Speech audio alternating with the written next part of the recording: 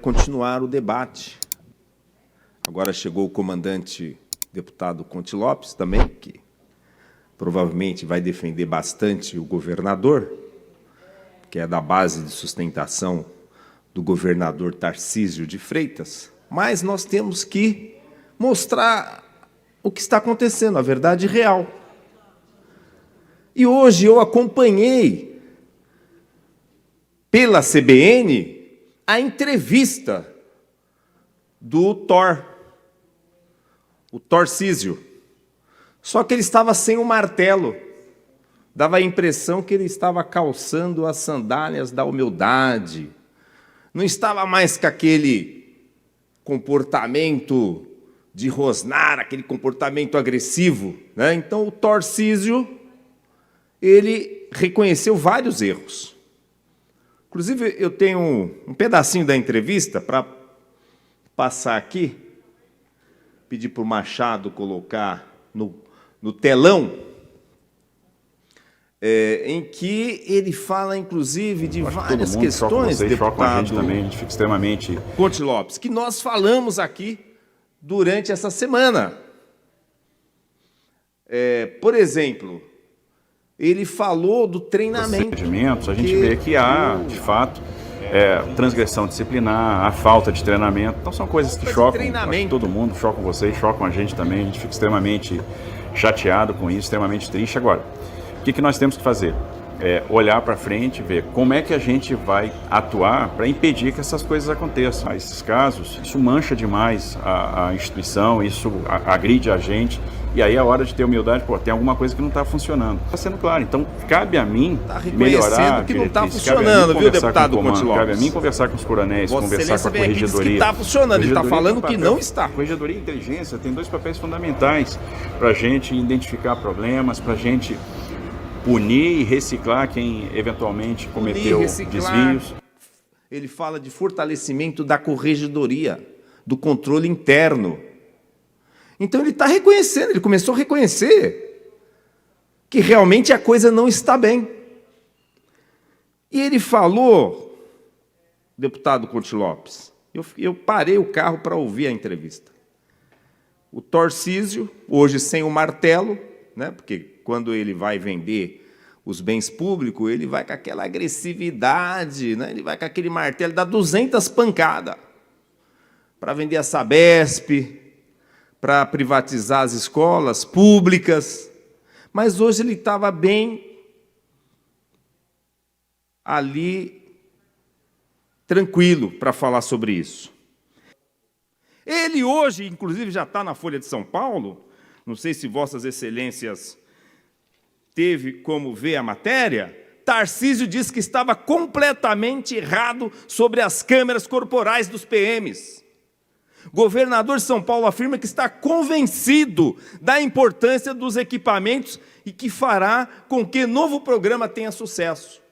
Então eu quero ver agora a base de apoio do governador defender as câmeras, porque eles passaram 2 anos aqui falando contra as câmeras.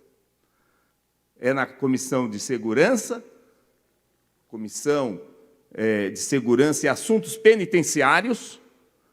Todos os integrantes lá são contra, claro, com exceção da oposição, são contra o uso de câmeras. Toda a bancada de sustentação que tem relação com a segurança pública, todos os discursos aqui foram feitos contra o uso de câmeras, mas o governador hoje ele fez um meia-culpa. O governador ele disse que está convencido de que os equipamentos são importantes para proteger tanto a sociedade quanto policiais. O discurso de segurança jurídica que a gente precisa dar aos profissionais da segurança pública para combater de forma firme. O crime não pode ser confundido com salvo-conduto. Mais uma parte? No momento oportuno, porque o meu tempo já está indo... né? Vossa Excelência vai falar por 10 minutos, então eu vou pedir a parte. Então, o governador ele faz sim a meia-culpa, eu admito, está aqui na Folha de São Paulo, eu admito, estava errado, eu me enganei, e não tem nenhum problema eu chegar aqui e dizer para vocês que eu me enganei, que eu estava errado, que tinha uma visão equivocada sobre a importância das câmeras corporais. Disse o governador. Eu era uma pessoa que estava completamente errada nesta questão. Eu tinha uma visão equivocada. Ele falou repetidas vezes. Agora, como a base do governo, ela segue a ordem unida, né? Direita vou ver, pum, esquerda vou ver, ordinário marcha. Como a base do governo segue a ordem unida, eu espero que a base venha agora defender as câmeras corporais. Assim como o governador está reconhecendo o seu erro e disse que vai aperfeiçoar e aumentar o uso de câmeras corporais, deputado Conte Lopes. Lamentavelmente, eu tenho que voltar aqui a essa tribuna para falar do grande tema da semana, que é o grau de corrosão democrática e da segurança pública que o nosso Estado chegou. Toda a população de São Paulo está assistindo alarmada, indignada e amedrontada os recorrentes casos de violência policial acobertados e incentivados pelo governo do Tarcísio e pelo secretário Guilherme Derrite. Hoje a gente teve notícia de uma idosa que foi agredida com cacetete numa abordagem policial. Nós tivemos o caso recente de uma pessoa que foi jogada de cima de uma ponte, fora os casos que a gente já vinha denunciando do jovem Rian, de 4 anos, que foi assassinado numa operação policial e que depois a polícia militar foi acionada para impedir o cortejo e o velório. Isso, presidente, muito longe de serem casos isolados, mostram uma política consciente de insegurança pública, que sob a premissa de combater de maneira dura o crime organizado, na verdade só torna a segurança pública no nosso Estado mais despreparada, mais arbitrária e mais violenta. Isso precisa ter um fim.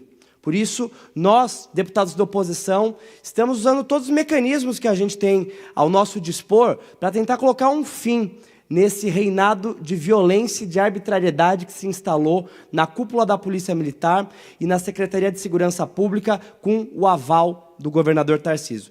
O secretário Guilherme Derrite, que hoje é o principal responsável por esses casos nem um pouco isolados, mas bem pensados, precisa sair do seu cargo, porque já se mostrou que não tem qualquer condição de estar à altura de zelar pela segurança pública do Estado de São Paulo. Se o governador Tarcísio ou o próprio secretário não chegarem a essa conclusão, nós faremos isso por eles, porque nós não podemos assistir a população civil do Estado de São Paulo sofrendo sistematicamente com a violência, com a arbitrariedade, com os abusos por parte do Estado e tampouco os nossos policiais militares sendo levados ao risco, ao adoecimento, ao suicídio por conta de uma política de segurança pública que não é mais segura para ninguém. Mas isso não se limita só à polícia militar. Essa semana nós recebemos o vídeo de um jovem na estação Carapicuíba da Via Mobilidade, uma das empresas que privatizou, que tem a concessão do serviço de transporte sobre trilhos de São Paulo, em que um jovem foi assassinado, foi morto por um segurança da estação da concessionária Via Mobilidade. Concessionária essa que recorrentemente a gente vem aqui nessa tribuna para denunciar os abusos com a população. Porque desde que essas linhas foram entregues para a iniciativa privada, o que a gente viu foi um serviço muito pior, que tem mais atrasos, que é mais lento e que frequentemente sofre com acidentes. E agora, isso não fosse o bastante, a gente está vendo os seguranças da concessionária matando pessoas.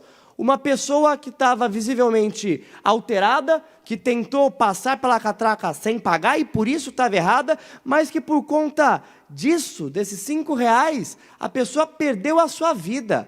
Um agente da segurança que deveria zelar pela segurança dos usuários daquela estação, asfixiou a pessoa com o seu joelho em cima das suas costas. Assim como aconteceu alguns anos atrás com George Floyd, nos Estados Unidos, a gente está vendo isso acontecer aqui, diante dos nossos olhos. Essa é a cara do governo Tarcísio. Entregar tudo o que pode para a iniciativa privada, mas reforçar a violência contra a população. O Estado ele tem que ser brando para garantir serviço público para a população, mas ele tem que ser rígido, duro, autoritário para praticar violência e amedrontar a mesma população. Isso é lastimável, a gente está acionando o Ministério Público para investigar mais uma vez a Via Mobilidade, que eu sou um defensor de que o contrato dessa concessão já devia há muito tempo ter sido revogado, porque o que não faltam, deputados, são demonstrações de que a Via Mobilidade não cumpre a sua responsabilidade. Pelo contrário,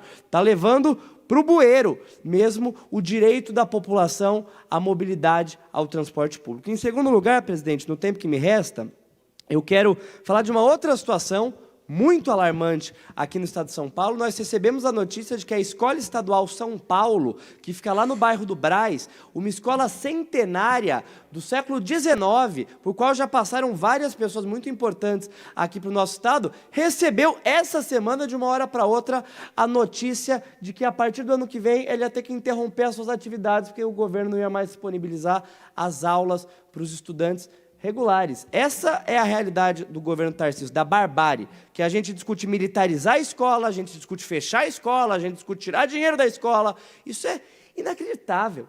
Com os índices de educação no nosso estado, isso é inacreditável com uma escola que já foi uma referência e que nos últimos anos vem sofrendo um processo de sucateamento justamente para levar o que a gente está vendo agora, para o governo de uma hora para outra chegar e falar, acabou, vamos fechar a escola, não vão mais ter aulas ali. E do dia para a noite, os estudantes, os seus pais, os servidores, os professores têm que se virar. Isso é um absurdo. Nós também estamos oficiando a Secretaria de Educação e o Ministério Público para investigar as causas desse fechamento, para tentar impedir esse fechamento, porque o estado de São Paulo, sinceramente, não precisa de mais quartéis. E agora eles querem transformar as escolas em quartéis. O estado de São Paulo precisa de mais escolas públicas, de qualidade, que possam ensinar os nossos estudantes, onde os nossos professores sejam reconhecidos e sejam valorizados pelo trabalho importantíssimo que a gente faz. Mas, lamentavelmente, esse é o ano 2 da Tarcisiolândia aqui em São Paulo,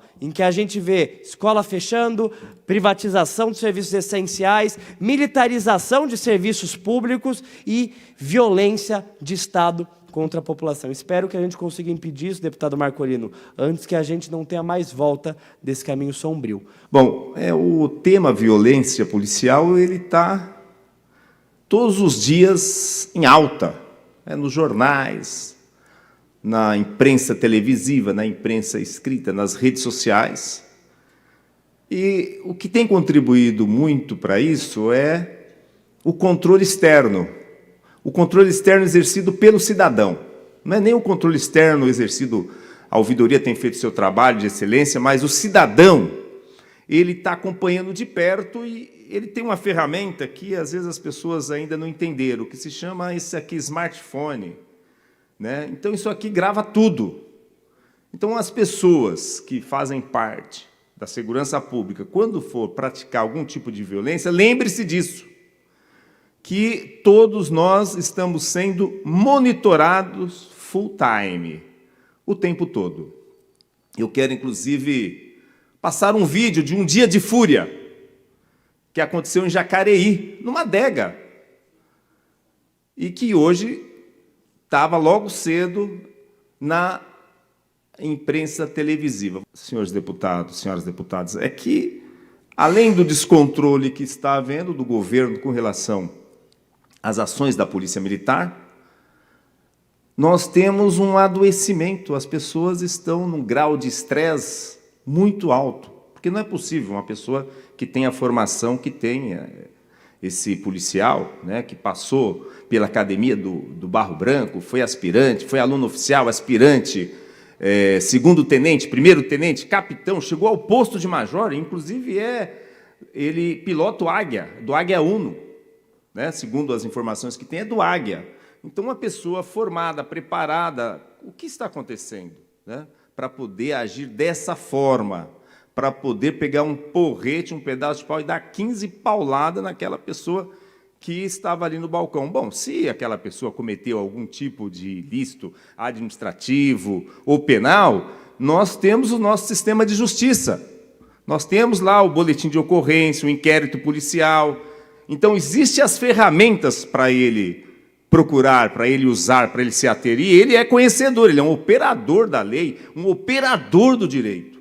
Então, esse é o estado em que se encontra vários policiais hoje, integrantes da Corporação Polícia Militar, que não está tendo um acompanhamento psicológico, que não tem acompanhamento sobre o adoecimento policial, porque não é possível aceitar um negócio desse.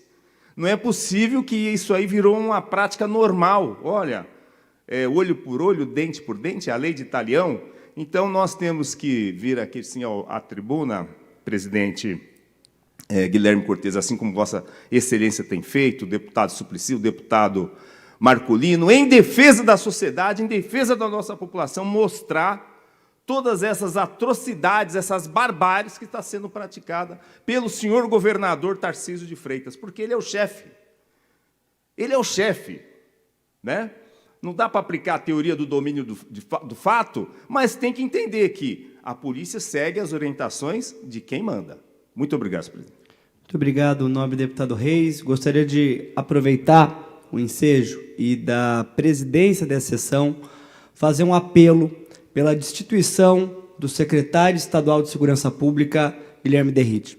Como o deputado Reis acabou de dizer, o Estado de São Paulo tem assistido horrorizado às cenas de violência policial que tem tomado conta do nosso Estado por conta de uma administração que tem isso como seu projeto de segurança pública. Espalhar o medo, a violência contra a população civil e colocando em risco a vida dos nossos próprios policiais. Se alguma dignidade e razoabilidade ainda existe no governo estadual, o certo seria destituir esse secretário que comprovadamente não está à altura do seu cargo. Se assim o governo não fizer, não tenha dúvida de que nós, os parlamentares da oposição, utilizaremos dos mecanismos que nós temos à disposição para fazê-lo. O que a gente não pode aceitar é que o Estado de São Paulo continue presenciando mortes, sangue inocente derramado por conta do despreparo e de uma política criminosa de segurança pública. Eu quero me somar a todas as manifestações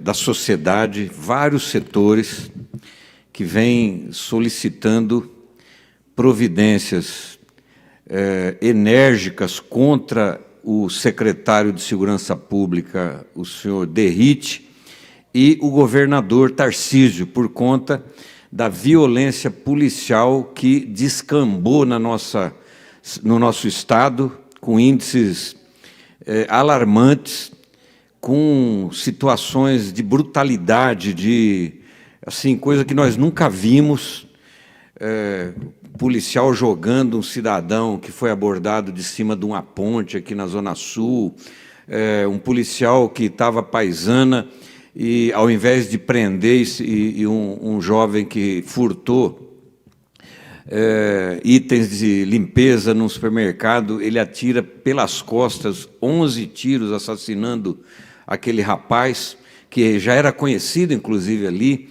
E, recentemente, uma criança de 4 anos também levou um tiro por conta de uma abordagem que, inclusive, matou um outro cidadão lá em Santos. Foi agora há pouco, inclusive, fui a uma missa celebrada pelo padre Júlio, junto com a família daquela criança, o Rian. Então, assim, uma coisa absurda. E o governador, a gente sabe, ele deu aval para isso. Ele deu carta branca para o Derrite, achando que esse tipo de política vai lhe dar dividendos políticos, avaliação positiva junto à sociedade que vive amedrontada por conta do aumento da violência, né? E, ao invés de incentivar a polícia a se equipar do ponto de vista de inteligência, a gente sabe que, por exemplo, a Polícia Civil só elucida 5% dos crimes que chegam até para a polícia investigar.